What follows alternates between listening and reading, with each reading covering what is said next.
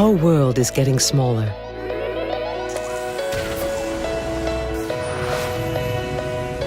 People, businesses, and economies grow closer together.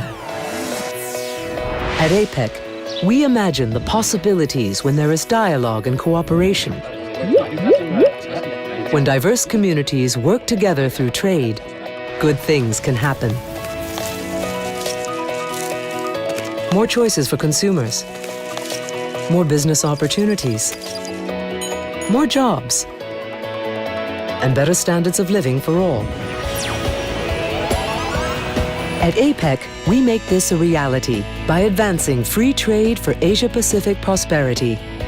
Established in 1989 with 12 economies, APEC's membership now totals 21. Recognizing the pace of implementation for differing levels of economic development, APEC leaders in Bogor, Indonesia committed in 1994 to achieve the goal of free and open trade and investment in the Asia-Pacific no later than 2020. This is the fundamental commitment that shapes most of what we do. So how have we set about achieving these goals? Through three broad work areas: trade and investment liberalization, business facilitation, and economic and technical cooperation, also known as APEC's three pillars. The first pillar, trade and investment liberalization, focuses on opening up markets and integrating economies in the region. The second, business facilitation, aims to improve the ease of doing business and reduce trading costs across economies.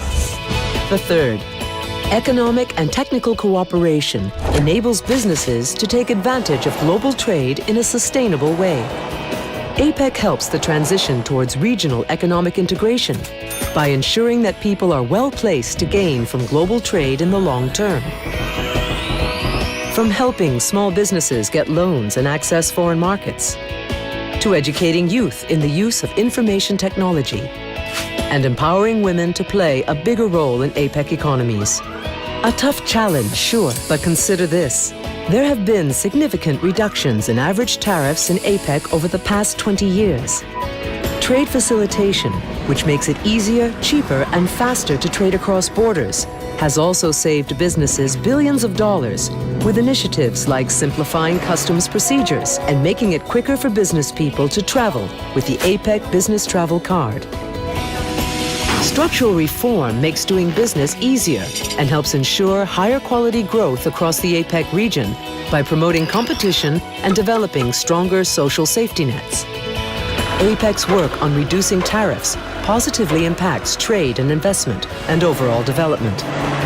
Over a span of 10 years, the GDP of many APEC economies grew dramatically. Employment increased significantly, and poverty was greatly reduced. Going beyond traditional trade and investment areas, APEC also undertakes work that reflects new regional challenges. Implementing projects that help the region reduce disruptions in the supply chain in the event of a disaster. Developing guidelines and building the capacity of economies and businesses to help them deal with pandemics. And focusing on strengthening energy security to help build a sustainable future.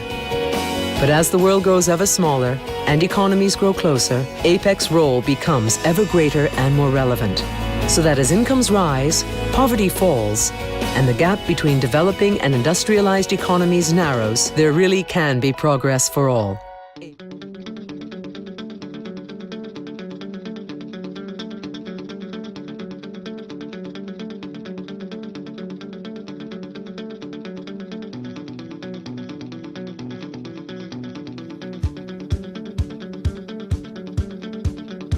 Se calcula que en las próximas décadas la región de Asia-Pacífico será la más dinámica del mundo y la de mayor crecimiento.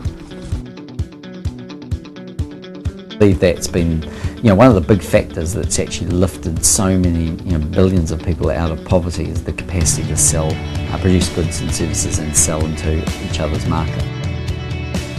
With free trade agreements, there will always be winners and losers in economic sectors.